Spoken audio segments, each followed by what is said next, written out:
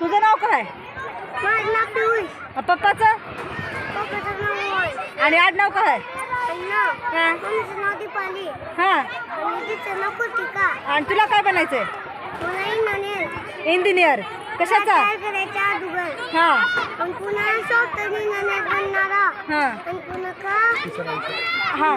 Computer हां. Mobile तयार हां. करणारा. मोबाईल कॉम्प्युटर तयार करणार आहेस. मोठा मोबाईल. आणि बहिणीला काय बनवणार आहेस? बहिणीला डॉक्टर. डॉक्टर.